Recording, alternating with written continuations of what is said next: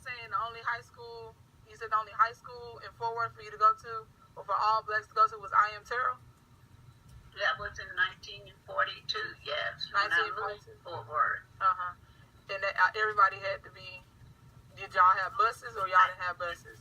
Us. From every part of Fort Worth. North side, west side, east side, Mansfield. All of the parts of Fort Worth. There was only one high school. We had our commencement exercises at the high school. So we didn't have any of those things. We went to the 5 and 10 cent stores downtown. We had to stand in line at the back to get waited on, and if we wanted food, we'd have to order it and stand at the back until it got ready, and then we would take it and leave because you couldn't eat it there. We went, we got on the buses, and the bus was empty. We had to go to the very back because they had signs even on the railings back that color to the back, and that's where we went. And we sit, even if the front of the bus was empty, we weren't allowed to sit on those buses in the front. And at your school, was it mostly black teachers teaching you guys, or was it? It was black teachers. We had no white teachers in black school. And did you feel like they were qualified to teach you the subjects that they were teaching, or did you feel like they were just stuck in that position because y'all were in need of black teachers? They were more than qualified to teach. The black teachers, they had to be able to have a job. So they were very good. And how influential do you believe the black churches were around this time of dealing with racism and this segregation, the brutality in which y'all encountered?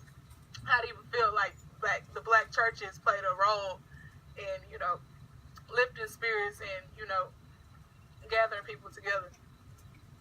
Well, that was the one time that we felt like we were free because we were among people, and everybody knew their place. It was just a thing that right now it's hard for you and the generation that's coming up now to really understand. You can go where you want to and be accepted or rejected. You can still go, but at that time, black people only knew the places that they could go, and they didn't try to do anything different. Because I remember my dad telling me that even when he walked down the street, he couldn't look at a white woman. He had to hold his head down when he go to pass one.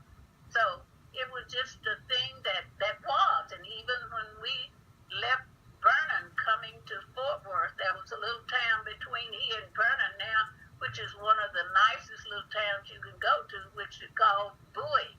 But at that time, if there was a black man on the bus, he'd get down on the floor till he passed through that town because they didn't even want black people in the city. So really, things have changed. They're not the best right now, but they're so much better now than they ever was for us. So do you feel like black people are ignorant to what you're talking about now? Young black people. Most of the young people are ignorant to this because they've never had to go through this type of thing. And to them, it doesn't even seem real. And when I look back over it now, I can see where we've come a long way, and yet we haven't come as far as we could. And that's why it's so necessary for kids like you and kids that have the opportunity to go to college to accomplish whatever they want to be.